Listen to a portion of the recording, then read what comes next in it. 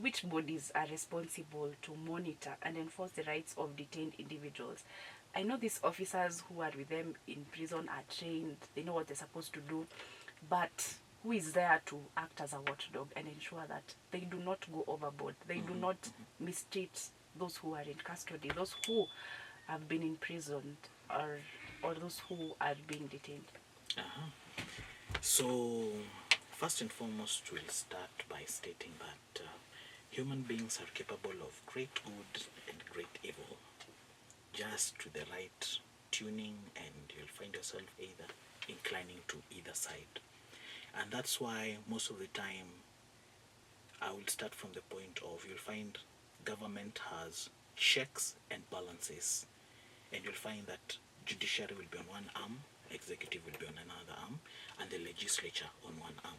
Because if you confer too much power on one person, power corrupts, and absolute power corrupts absolutely.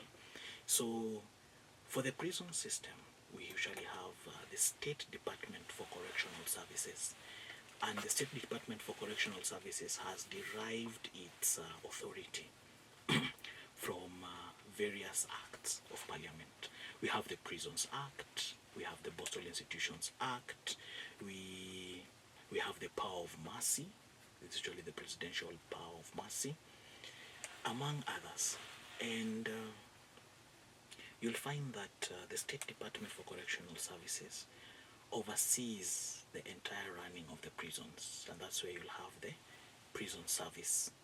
So you'll find that the State Department will try and see from the outside's perspective how best can we ensure, remember the previous conversation we had, public safety and justice for this particular person who we call the accused, or the person who hasn't been imprisoned, so that we will have this perspective where even just very recently the State Department, or I think it was on the 6th of August, decided to launch a conversation that it was going to do around the counties to be able to have the legal and policy framework for correctional services relooked at from the perspective of the Mwananchi. How does this affect us? How does this ensure that we're proceeding on in a manner that ensures that we have reintegration of those who have been imprisoned back into society, so that we don't have a system where we are looking at how fast and how many people can we put behind bars, but we are looking at how many people you can keep away from the prison system.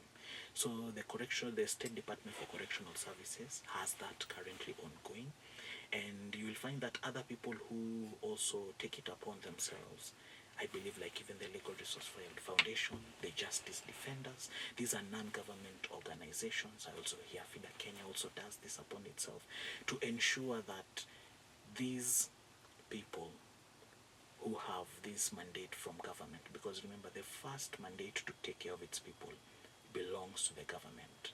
State's duty to protect, state's duty to ensure that we are safe. This is usually government, before non-government organizations come in, before community-based organizations, even before international actors come in. The first duty is usually upon the government. So the government sees upon itself that we have deployed officers to be able to serve in prison.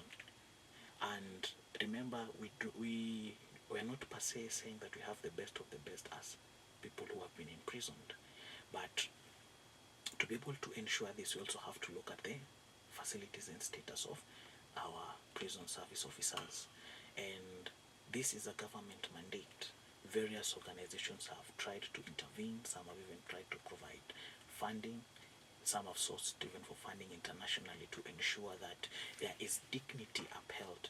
Because the first instance and the first thing that the first duty that these departments play, these non-government organizations, even private persons they play, is to ensure that human dignity has remained within these people.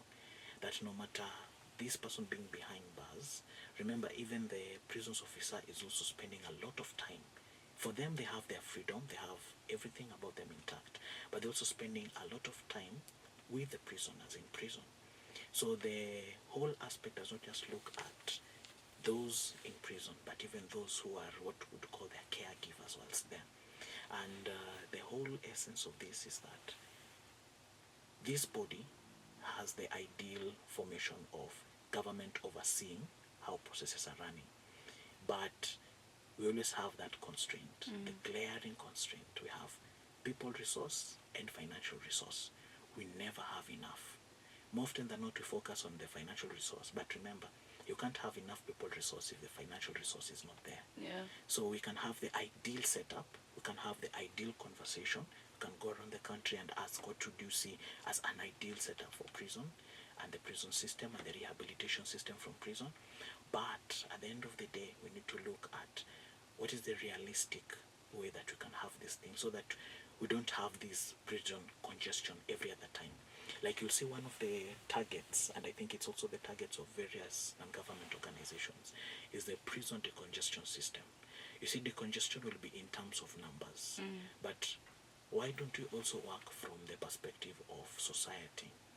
So that if we are having this conversation from decongesting prisons, decongest them even from society perspective. So that if you're going to the community, have this conversation at community level, have transformative conversations at community level. You'll find that any other time that we have the economy shooting up, you'll have more people going to prison.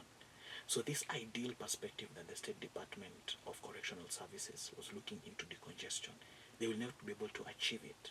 So how then will they be able to have this conversation on how do we stabilize the economy? Because you see, they can't isolate themselves from this conversation. They have to be able to take this feedback to maybe the executive or the legislature and state. Look, every other time we see a spike in the economy, we see a spike in the numbers of those imprisoned. So how can we link this conversation that will ensure that as we are managing the economy, we are managing the numbers that are coming in. As we are managing societal degradation and societal change, we are managing numbers that are coming in. Not managing at the point of, it has already happened, so we are going to the prison to manage the numbers.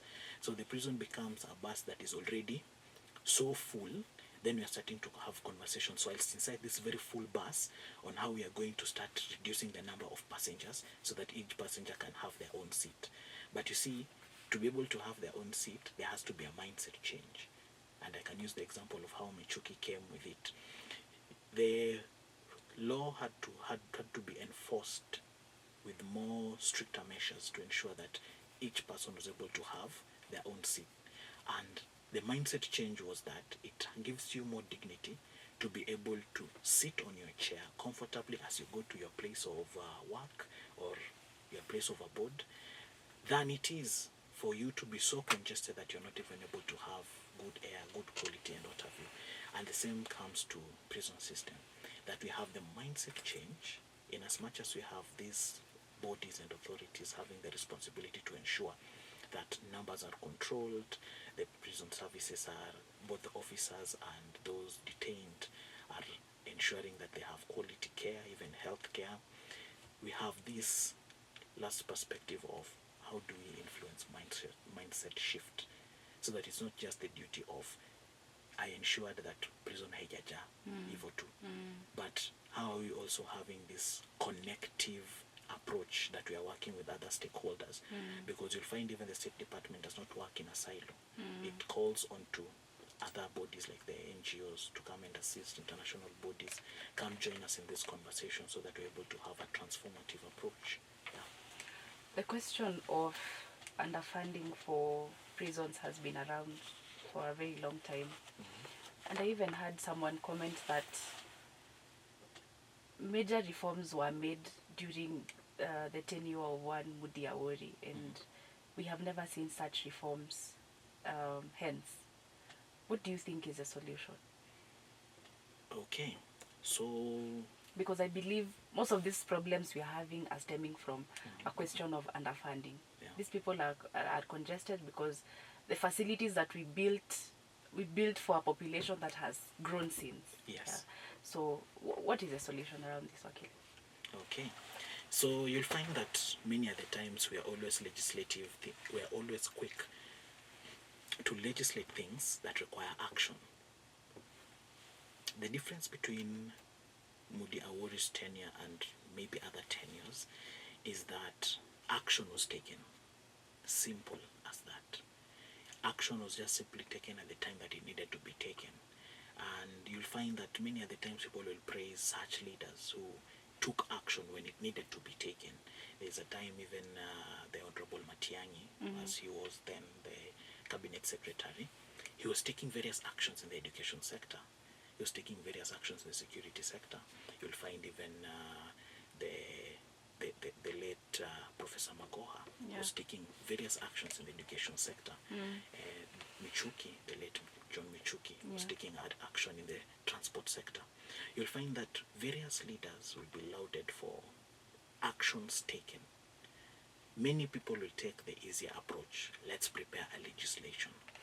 Let's just go to parliament, craft a very beautiful law, then we do nothing about it. It's called kutenga nowadays. Yes. Yeah. Wanasema ni kutenga. Ni kutenga. So wanaenda wanatenga, Yeah. then they start forgetting that, okay, we need what we have written, because I remember PLO was always saying that democracy is a government that only begins to work when the people stop talking. So that's when it begins to work. So even these particular laws and measures, you'll find that Mudi Awori had noted, because remember most of the time this aspect of the prisons was falling in the ambit of the vice president, as it then was, now deputy president. And when you're given the report, because you'll always find there are various reports out there. There's always a report even before the correctional State Department for Correctional Services has gone to the public to seek their views on policy and legal framework. You'll find that there are already various reports that have been done. And these reports are the ones that start informing change.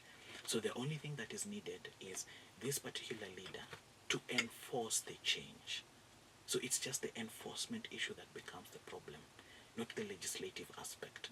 How can we then enforce reasonably so? Because remember, one of the things that people off the cuff were remembering first and foremost that Mudi Awori did was introduced transport system for those who are behind bars. Now that they had buses that they could use, dignified buses, as opposed to being stacked behind lorries and being left to fend for themselves. They were put in buses where they are now able to just have their spaces inside. Then the treatment became with more dignity as opposed to how it was before. Because previously you would see various harsh videos of maybe, what is it called? This particular punishment where they are being caned and what have you. Corporal punishment, thank you. You'd find that it was more inclined back then. Maybe it is there right now, but it would be in hushed, behind closed doors, not something that is being enforced or lauded publicly as before. So you'll find that what is needed generally is enforcement, not legislative. Not every time we legislate, we just enforce. If we have these measures, we have these recommendations, let's enforce what we can with the resources that we have. Up until we are able to reach that point where now we start saying we don't need perfection, but we are achieving human dignity in terms of correction. What is the role of the judiciary in all this, in ensuring these rights of these people are protected? Remember, the judiciary interprets the law. That's what the judiciary does. Whatever has been legislated and whatever will be executed, because the police form the part of the executing arm. The president, the office of the presidency, that's president, deputy president, cabinet secretaries, they form part of the executive. The judiciary, judges, magistrates, tribunals, what we usually call quasi-judicial bodies, all these form interpretation of what the law is. And the beauty about interpretation of what the law is that the judicial officers are able to exercise their discretion to further the law, such that you will find that there are various cases that are being brought before them, like the Murwatetu cases on issues of death sentence and what have you, and they were able to have conversations around the same from the judicial perspective. And you see this discretion of the judicial officer, this discretion of the judicial body is so that it can interpret the law with the current society, how the society looks like. And the interpretation also foreshadows or looks into the future of what do we want the society to look like, such that if they are having measures with regards to how they're doing imprisonment, the conversation changes. I would give it up an interplay, and I would look at children in conflict with the law. These are young minors in conflict with the law. And you'll find that it was not just a stringent measure to ensure that everyone who has wronged and has contradicted the penal code, mbio mpaka ndani, they decided we are going to have this conversation on diversion. So how are we going to have the conversations of diversion? And you see, these are from the points of the judiciary with other justice actors like the ODPP. And you will find that when these conversations are being introduced, it was not let's quickly take them to prison so that now we can rehabilitate them from there. But can we divert them? Can we save them the journey to prison and decide to start our rehabilitation measure from here? You see, that's an interpretation of the law. Can we look at this? Because remember, the judicial officer looks at the case-by-case basis. They are not bound by a decision they made yesterday. Today they can make a different decision looking at this particular case and state, no. We need to make it better. So the role of the judiciary is not just to sit there, slap a metaphorical hammer on the desk, which we shall call the gavel, and start saying that, okay, we have decided, even to tunasonga, even to tunaenda, we wenda ndani. No. The judicial officer, remember, the judiciary is also human. So they have to look at the human perspective and state, okay, because I would give you an example like of the ongoing conversations that we are having, where it is being looked at having a stalemate between the executive and the judiciary. Because the judiciary has looked at the best interest of the public and has decided we need to enforce a particular interpretation that ensures that the society is protected from anyone who over indulges in their power. Because that's the thing about human beings, you can over indulge in power. And that is the same thing that the judiciary does in interpretation and supporting the prison system. They look at this aspect of, are we just punishing blindly? Or are we able to rescue several people who are able to be diverted away from this particular system so that they can have a second chance? Because it's true, you've come here, we've acknowledged that you did wrong. We've seen it. But now are we able to give you a second chance at life so that you can have this opportunity to say that when I went before this judicial officer, I got a turnaround, I got a turning point in my life, and I was able to start afresh on account of the wrong I had done. It was acknowledged I had done it, but it was a pardon that I received through diversion, and I was able to start it afresh. So you see, those are some of the conversations that the judiciary plays. Remember, the judiciary also works with the probation office. The judiciary also works with the children's office. So that it's no longer we've decided we've finished, but can you be able to assess the environment of this person before we start saying that we want to put them behind bars? What kind of conversation are we having that ensures that we've diverted them? That we are doing prison decongestion, not just in the strict manner of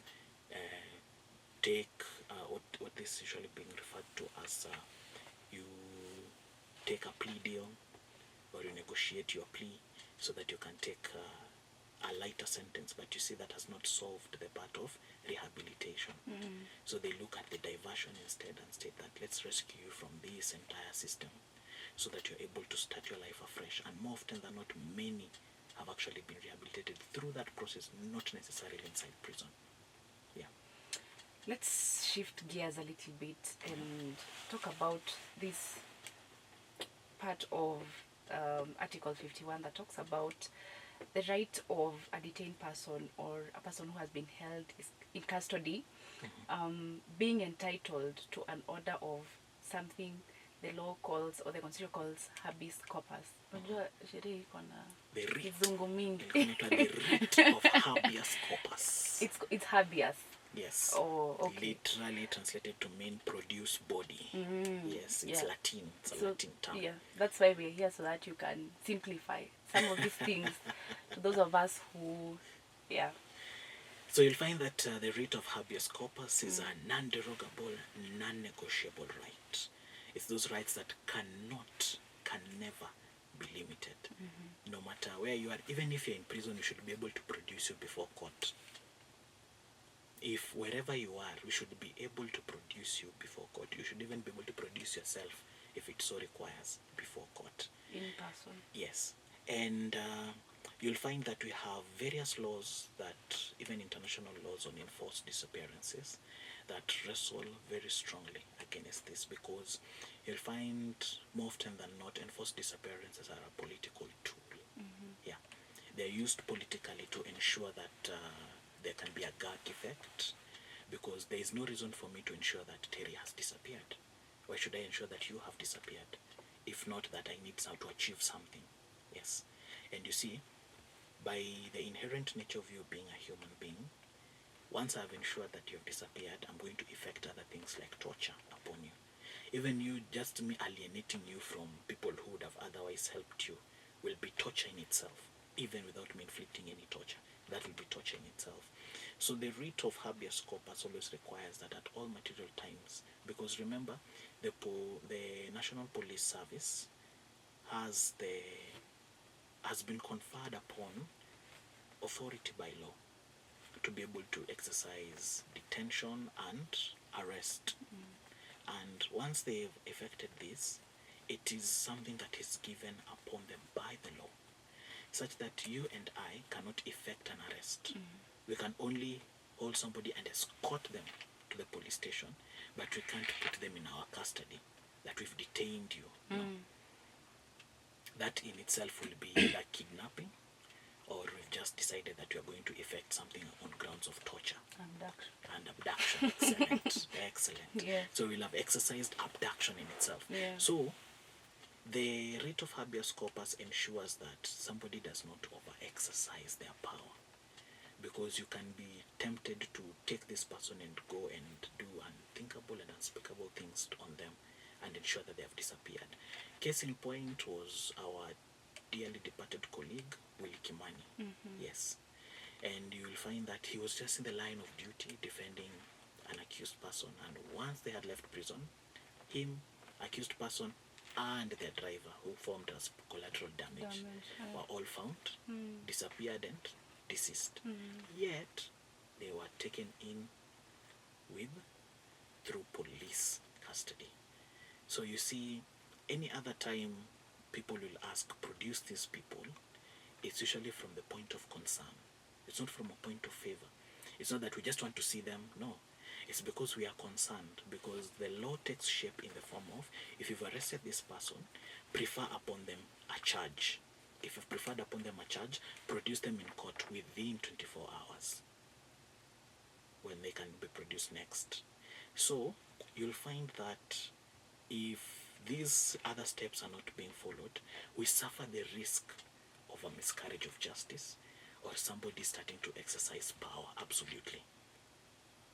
And the most unfortunate thing is when somebody is exercising power absolutely, you'll find people will have undergone torture. If not torture, they will have been deceased. So you'll find that the whole essence of the writ of habeas corpus is to ensure this person has been produced in court, and the wheels of justice now continue from where they last left. So that we want to first ensure that, were you tortured? Remember, I said that even illegal detainment in itself is torture on you, psychological torture, because we've taken you in custody, we've put you in a room, and we've kept quiet. So you'll be there wondering, why am I here? Will I come out alive, or will I come out dead? What will they do to me? Will I be safe? All these things start running through. So this writ of habeas corpus was to protect everyone. That's why it's a non-negotiable right. Because remember, even in prison, we know you are in prison. we do not assume that you are there, because there's a prison manifest that ensures that there's a check-in period. There's even those systems of ensuring that we have people being counted, the head count, yes. Every other moment, like 3 or 4 times in a day, there will be head count, just to ensure that the numbers that we had beginning and the numbers that we are having at the close of the day. So if we are having all these processes, if we didn't have all this, then the people would be entering the prison system and disappearing. And most of the time, this habeas corpus acts as a point of protecting everyone. It's not just the judges who are stating that we want you here today, because remember, today you'll be in the echelons of power. The next time, you'll be a common mwananchi. There are only very few people in this republic who have guaranteed protection after they finished service in positions of high authority. And off the cuff, the president. There's a whole act that protects them after. But the rest of us, you'll be in the echelons today. Tomorrow you'll be common mwananchi. Would you want to be disappeared the way you've ensured others have disappeared? And now that we are here, Wakili, let's talk about this. That the acting IG was summoned and didn't show up in court. In fact, I've never seen someone served so many summons. You know, I was just thinking it was a common mananchi, warrant of arrest, mishikwa. Anyway, so I see he was slapped with a fine. Yeah. What happens now? What happens for the victims? You see, the whole idea was to come and explain, you know, where are these people? Where are they? So what happens now for the victim? At least for him, maybe he will even be, you know, convicted. And what happens to the victim? So remember that in East Africa, or rather in Africa at large, Kenya has been known to do or to venture into brave spaces of law and legal interpretation. Starting from the previous Chief Justice, David Maraga, when he nullified a presidential election, to the current Chief Justice, Honorable Martha Koome, who is ensuring that the law is enforced despite your rank. Because remember, the judiciary is supposed to ensure interpretation.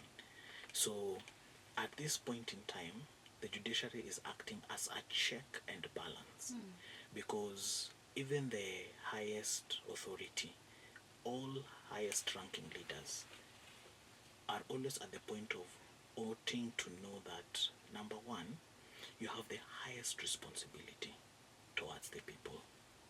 So you may choose to show that you're headstrong because your training told you that hautafuata, hautafanya, hautanini, but what you're actually demonstrating to the public is that ni sawa tu, we can always flout. So all you need is a rank. And you see, that's dangerous in society, because it means that you are not looking at these people, because remember, I think there are three young men who have not yet been found. Yeah. And up until this point, these are people's children. These are the children of the society.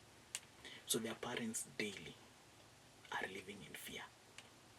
Is my child alive? They're living in fear. So for you, seated at the helm of power, helm of authority, you forget that you have a responsibility towards this parent. This parent has only asked a very simple question. Where is my child? They've not asked you to step down from your seat. They've not asked you never to eat breakfast or what have you. They've just asked, where is my child? But because, remember, absolute power corrupts absolutely, a human being will forget that and say that I will do as I wish. So you start rendering injustice, not because there is no set format for justice, but because you have made the choice.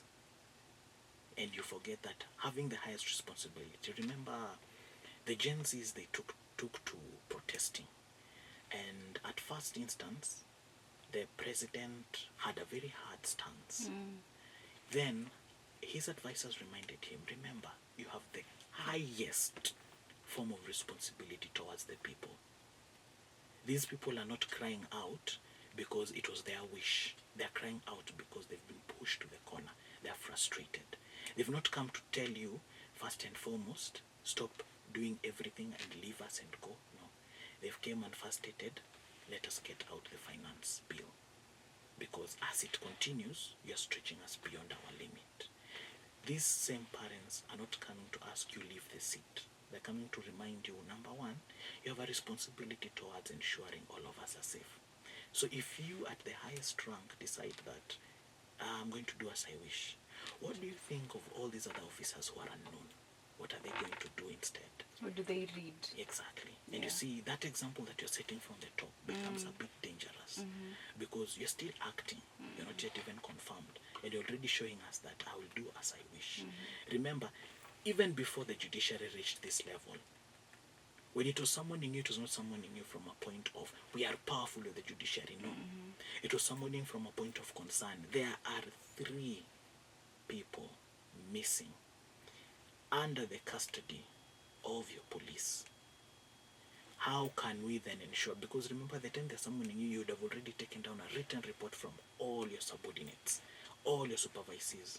You would have had a written format and you would have come and stated that, okay, we've done investigations and we have found that actually they were not taken by police officers. Yes. You see, it was that simple. It wouldn't even take you 5 minutes or 10 minutes. But you see, because of the conversations running, it became an ego war. We want to show who is the strongest man, who's the macho man. So I'm taking away your officers, you're taking away my liberty. So tutaona nani ataweza mwingine. That's wrong. That's not the whole point of justice. If in fact without justice, up to date we would have always, without justice, without law, we would have always been fighting out here. Kuonyeshana nani ako na nguvu kushinda mwingine. We would have still been having battles at the battle rings. Tungekuwa tuna meet kwa field kuchapana tu. But you see, justice and law and justice ensure that we have a society that is livable. Law and justice ensure that every power is checked. All these powers are not checked because one day somebody woke up and akasema, it's a good idea if we can check this power. No, it's because of history. Historically, before this devolution of power, before the devolution of authority and what have you, we had the previous constitution. We had the previous system where the president decided everything, even the choice of judges, even the choice of who were going to be the police heads. It was solely at the president's pleasure. You could imagine how the state was running then. When these people decide that you're going to disappear, even amidst us having this conversation would have disappeared. So for all these, for the new constitution to come into play and to come into force, it was to just ensure that all these things are avoided. Law is brought forth and brought alive from history, not from future perspective. It's, we saw what this could do. Let's prevent this. Even these UN declarations, most of them came from history. They did not come because some leader sat somewhere with beautiful ideas. No. They saw that, no, we can't continue having war like this. We can't continue having people being subjected to slavery and colonialism. Let's release everyone. Let's let everyone have their freedom. And same goes to this writ of habeas corpus. It is only there to ensure that you and me and that judicial officer and even the IG himself, we are free from somebody exercising their power. Absolutely. Yeah. Wakili, I would like us to take a break, but before we do that, I think it's important we discuss whether are these detainees aware of their constitutional rights while in custody? Are they aware? Are they able to tell that this officer has infringed on my rights? And if not, whose responsibility is it to, teach them about their rights while in custody? First and foremost, civic education is a responsibility of the government. With the responsibility comes a duty. You're giving me that look of, well. I would like to believe you that. So, we remember I said we have ideal situations and we have situations on the where ground. vile vitu zinakaa kwa ground. Yeah. So I start with whose responsibility is it? Then I can go to who does it the most. So whose responsibility is it? I will tell you it's the government. The government has the duty to educate its masses, all of them, whether in prison or out, on laws, what is it called, constitutional rights. Even if new codes are being passed, you have the duty to inform everyone. That's now becoming civic education, so that the society is educated on, we've decided that we're having 1, 2, 3, 4, so they will no longer have this, this, and this.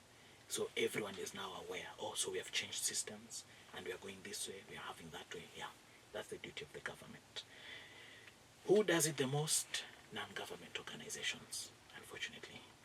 Justice Defenders, Legal Resource Foundation, Federation of Women Lawyers Kenya, Kituo cha Sheria, that's part of government. But these non-governmental organizations are the ones that form the bigger bulk of civic education, even to those in conflict with the law, those inmates.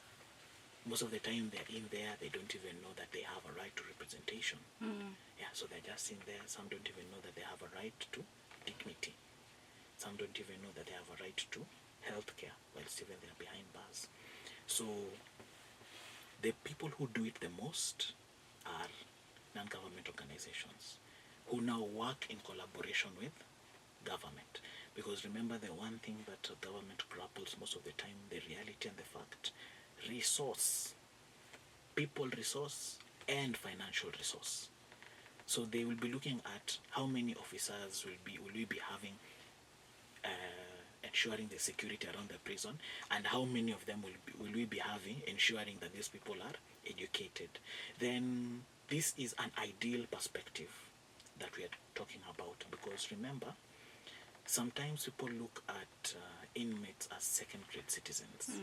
They will forget them. Tunasema washaingia, wacha tuwasahau until ikufanyikie. That's when uko like, we should fight for more rights and what have you. Just say imekufikia, but before ikufikie, ni wale na wasumbua huko, ni wafungwa, ni watu wabaya sana kwa society. But unashtuka, leo imenifikia. Kama si grace ya Mungu, ningekuwa ndani. So you'll find that at the ground level, what will be able to boost our perspective towards our inmates is not just having conversations with them and their rights whilst in prison, but having conversations in society. That's where our community forums become conversation pathways of, because there's some people where you'll have conversations with them and they'll tell you, okay, kuna huyu mtu ako huku ndani.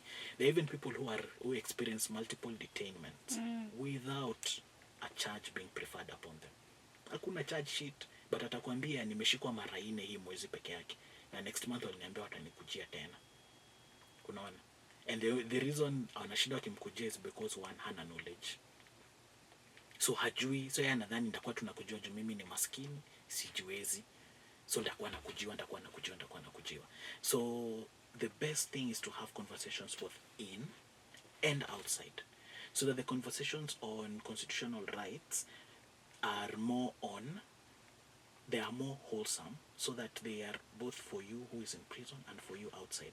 Most of the time people raise conversations on constitution only at the points where they are affected. So nikiona my right to life ndio imekuja kufinywa, that's when I am bringing up the constitution. Otherwise nikiona tuko sawa, I go back na tulia. Nikiona tu my right to privacy inaguswa, ndio nakuja ninaamka. Nikiona tena niko sawa, ninarudi. Such that tutapata kama for the prison, for those in prison or those behind bars, their right to dignity is now affected. Those detained, their right to dignity is highly affected. How are they being treated whilst they're being detained? Yes. So that is being affected, and that's when they will raise that constitutional right. But before then, you needed to have all these as your tool. At the point of when you're arrested, how are you supposed to be treated, up to the point where you're doing your case in court?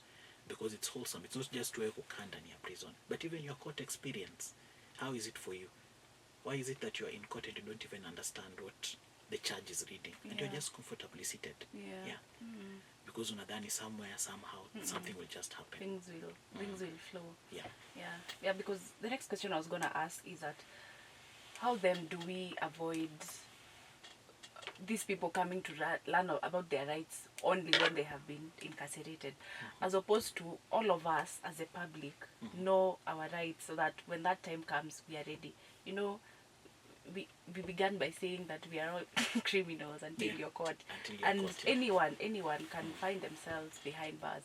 So what is there for the public when it comes to public awareness and just a common mwananchi knowing what goes on inside a prison and what their rights are in case they have been you know, held in custody or imprisoned or detained? So number one, what we are doing right now, we use platforms such as Haki FM, media, social media, print media. Use this because remember, education is not once. You don't just say that in January I talked to 1,000 people. Now we've sorted Kenya. So what about the other 60 million, 70 million? Out of the 1,000, what about the rest? How sure are you that this information is disseminated? So the first thing is, what are those items that you have at hand that can disseminate information quicker? How fast can this information reach? So that next after how fast is when you can gauge how much of this information has been taken in by the masses. So that we now have how many have been able to receive this. And you'll find that there are always different programs, like the one I mentioned before, there's community forums. Through community forums, through chief barazas, through those nyumba kumi kind of initiatives and what have you, there are those times that those conversations will be sparked, so that we are looking at this point of how are we ensuring that in our day-to-day conversation we just have a hint of what the constitution says. Tusiangalie tu wakati tunaangalia our economic infringement tuanze kusema tunafaa the people have power and what have you. Let's look at it wholesomely. How is it that we are able to protect ourselves from people who are about to abuse power? How can we keep a network chain that ensures like the writ of habeas corpus is enforced not at the point of ego fighting, but at the point of we want a just society? Because you'll be sure to know that there are people who might have an idea where these people had been taken. How then can they contribute and say, okay, tuliona hiyo gari ikiingia hapa, kama mnasema ni hii tuliona ikiingia huko? How then can we contribute that conversation by having a unified community approach? So that if you're having conversations from the media perspective, we have conversations from the social media perspective, we have groundwork done at community level perspective, then these conversations around our rights, conversations around our duties, because most of the time we usually have rights but we don't know we have duties and responsibilities. So all these, moja kila time tu tunalianga right yangu, Yeah, right yangu. it's my right, my constitutional right, yeah. Yeah, but your right to dignity is somebody else's duty to respect that dignity, and your responsibility to ensure that you respect theirs and also ensure that your dignity does not infringe on venye hao pia operate.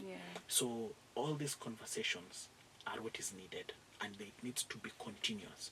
What you usually have is short bursts of this because of, remember, we usually have resource constraints, not just for the government but even for civil society organizations. We have a lot of resource constraints that is suffered, and most of the time you'll find that you can do maybe a community service once in a quarter.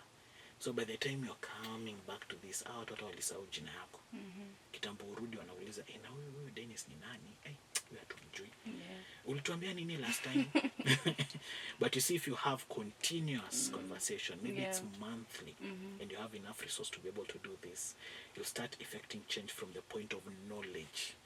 Because some of these people, they do a lot of mishaps because of that lack of knowledge. Ignorance. Yes.